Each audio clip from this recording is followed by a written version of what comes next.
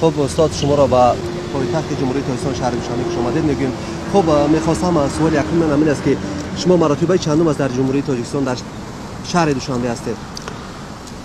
شما سلامت باشید. اول یک سلام خدمت شما، بعد سلام خدمت بیننده‌های محترم شما. زنده باشین. ما تقریبا 12 سال است که ما میایم. اصلا باری اول ما در یکی از تلویزیون‌های افغانستان در هنگام سخنرانی گفته بودم که ما دو جای آرزو دارم که برم، یکی هندستان و یکی تاجیکستان. بعد همین تلویزیون را تماشا میکند، یادی از برادر ما معلم سعید بخیر باشد، از کولاب هستند، برادر یکی دولتمند خالص، بیچاره که در هم تلویزیون مرا میبیند. بعد آمد افغانستان، گفتم تو گفتی که ما آرزوی تاجیکستان دارم، بیا ببرمت. ای عجب دلی صدقی دارم، بسیار کار خوش. بعد 12 سال پیش ما را گرفته آورد، همینجا کنسرتا بود، نزدیک نوروز بود، یک 4 روز به نوروزی مانده بود. این همه تالارا، اینجا یک تالار بود دینامی سامونی که ما و شما هستیم. بله دینامی کاخالی و نیست ای. بله انا کنسرت هم همینجا بود. بعد هر جای بیچاره دوید جای خالی نیافت، گفت که بیا بریم تلویزیونی سفینه. ما گفتم خیلی من نمیدونم، میریم.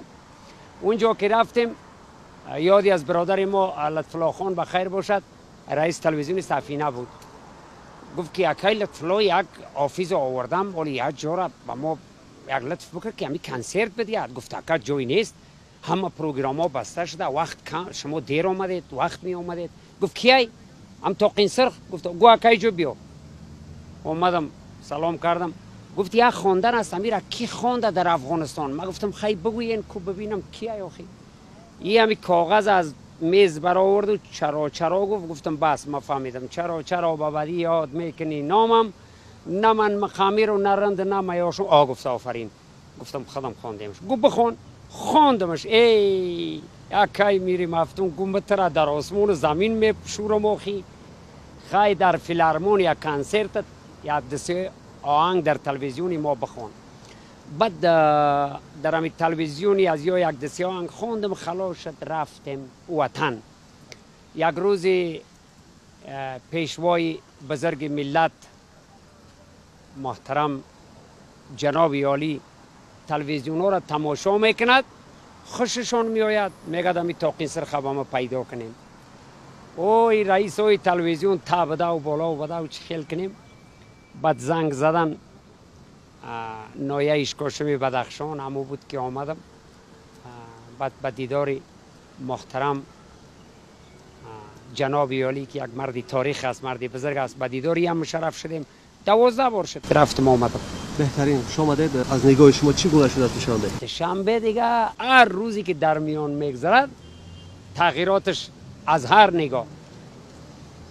مثلا گلزاره هر روز که میایم جاده ها فرق میکند، هر روز که میایم نظم و دیسیپلین و امنیت و خوبی فرق میکند. تشکر زیاد. خوب استاد، امروز که مخلصان شما در قریب همه دولت ها زیاد هستند و از جمله در پایتخت مملکت شهر دوشنبه که زیاد هستند، میخواهند صدای شما را بشنوند. خوب میخواستم یک چند مصرع برای مخلصان خود بسرایید. گرچه برای آفیزی مشکل و مهم نیست دیگه، در برنامه لب سرک هم باشد ما کار میکنیم. گمانم